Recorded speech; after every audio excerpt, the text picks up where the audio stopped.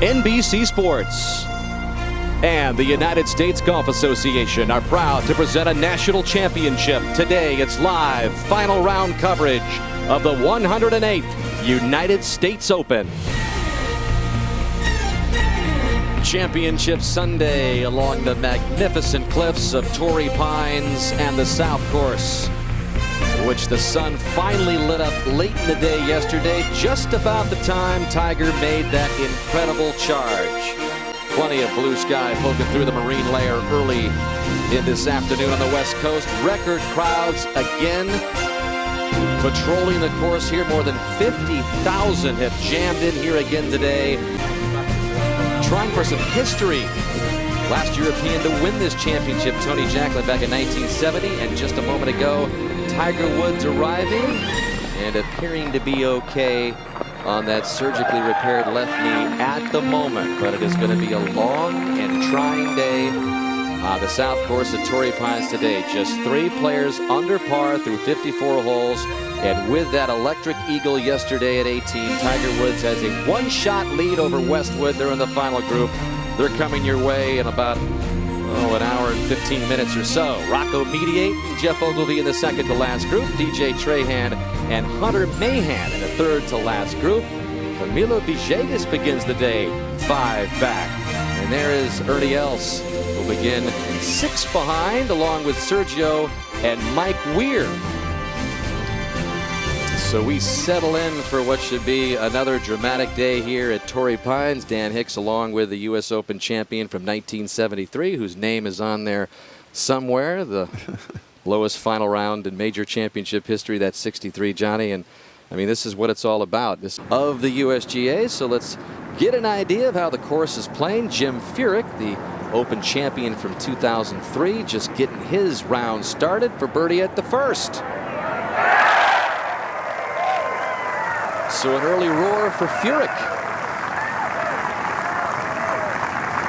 who has been runner-up in this championship the last 2 years, up ahead at the second. And this just a moment ago, Dan, Scott Verplank with his approach shot to the short par 4. Verplank birdied the first and then hits this marvelous second shot. So he'll have a tap-in birdie there. Chance to start birdie and get to 3 over par. We go to 6.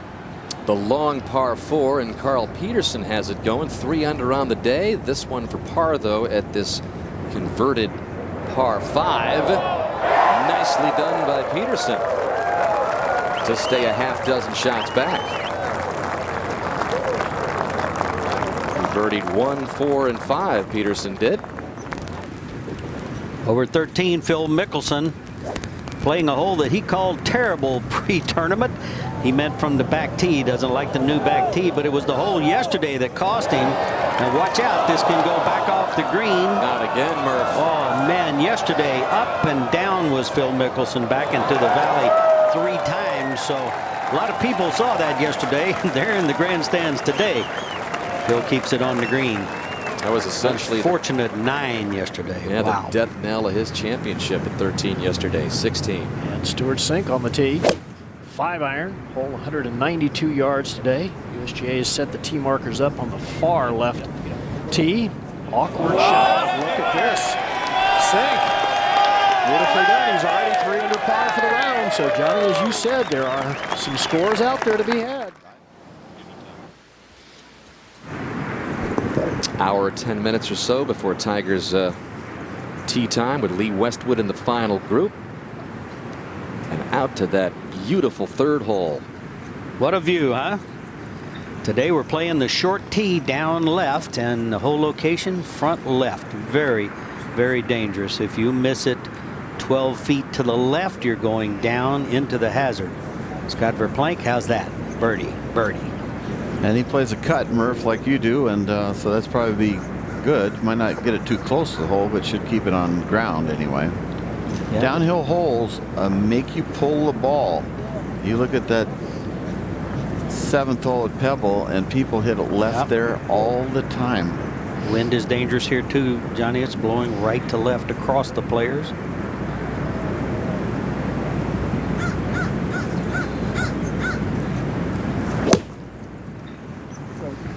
At 137, I would be saying it's probably playing in the neighborhood of 130, and that's way short and trouble. You think that might be playable, Murph, or probably not? If he's on the other side of that big bush sticking up, perhaps, yes. What was that? A mistake. Wow. I don't know. Well, coming into this championship, the USGA told us that there were some 10 holes that they were going to change and vary throughout the championship. And Johnny, let's start with his third, which is short and 137 today. Yeah, we, you know, in all the years I played in this tournament, we never used this tee, and I think it's great with a tough hole location, which is what the USGA gave the guys. You know, you don't want to give an easy hole location with a 9-iron or wedge, but it's a magnificent looking hole, and it's now shaved in the left, the back. To 7. And Carl Peterson hit his second in the bunker. He's 3 under today, going along nicely. That's a nice bunker shot. How about that spin? Put some spin on that. Wow. We haven't seen a lot of that. And over at 16, Stewart Cink with this birdie opportunity. Chance to go 4 under for the round. Should go a little left. Ooh, just sneaks it in. 5 birdies in his round today, just 1 bogey. Move back over to the short par 4 second. Jim Furyk with a lengthy putt. This one up the hill to start with, Johnny, and then goes over a ridge right about here, and then runs down the hill, moving to the right. Ooh, looks good. Looks good. It wiggled left and might have a little high spot there. It did. Unbelievable. But Gary, a little round is possible. The greens are. Welcome back. We're at the third now. Scott Verplank has taken a drop. Playing his third. Little bump up the hill. Oh, that's a good one. That'll be a good save for a bogey there. Over to 5. And just a moment ago, Eric Axley has this putt for a birdie. And it was down the hill and right into the hole. Back-to-back birdies at 4 and 5 moves Eric Axley to 3 over par for the championship and 3 under par for his final round. And Jim Furyk now with a 9-iron. Downhill, wind in their face.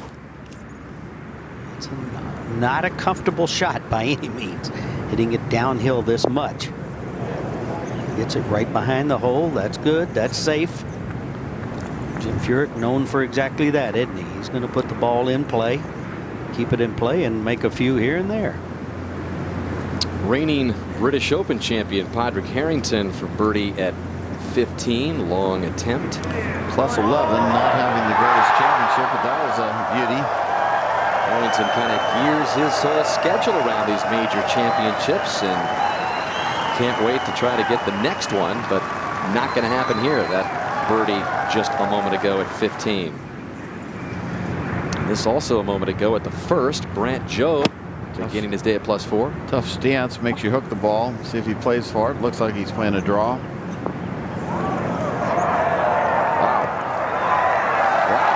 Wow.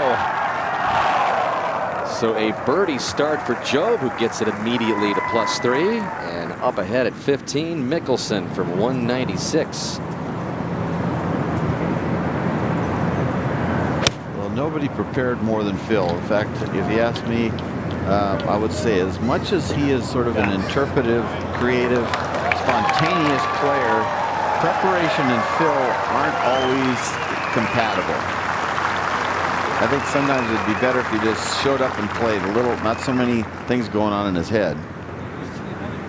He knows in the prime of his career this was a golden opportunity to win a U.S. Open championship in his backyard. A look at his card. All pars and a lone birdie there on the front. And a bogey at 12. He would have traded any tournament championship he's ever won for this one. He wanted it so bad. It'll be his last shot at Torrey Pines, I think.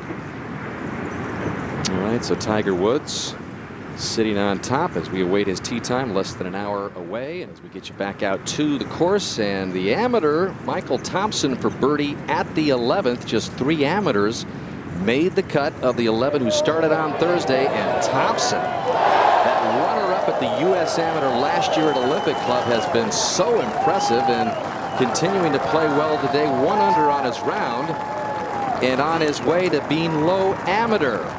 And here are a couple of highlights from the other 2 to make it. Derek Fathauer, who was in that U.S. Amateur last year, from Florida, in the Palm Beach area. 75 for Derek, plus 15 for the championship. And he was playing with a 19-year-old amateur from Oklahoma State, Ricky Fowler, who's from this area just down the coast. And how about the finish for Fowler, who was not only the freshman of the year, but the collegiate player of the year, finishing birdie. He had that first round 70, which had many thinking he perhaps could make a run in this championship, but some fine play by the three amateurs who made the cut in his 108th U.S. Open. And over to Phil Mickelson for a birdie attempt at 15. This for back-to-back birdies. And Mickelson with a nice little run here in the midway point of his closing 9. And Mickelson would have liked to have celebrated his 38th birthday tomorrow with a U.S. Open championship in his backyard, but not to be. Over to 3. And the 03 U.S. Open champion. And how did he do it? Just like this. Put it on the green, and by George, you can make them from 25, 30 feet. That just a moment ago, of course. That gets Jim to plus 3. Plus 3. It's doable. This was a moment ago. Heath Slocum, who's working on a 5-under round today, his third shot to this par 5. Nice swing, beautiful tempo, and that looks. And that, folks, That'll be the round of the championship. is a bogey-free round of the championship.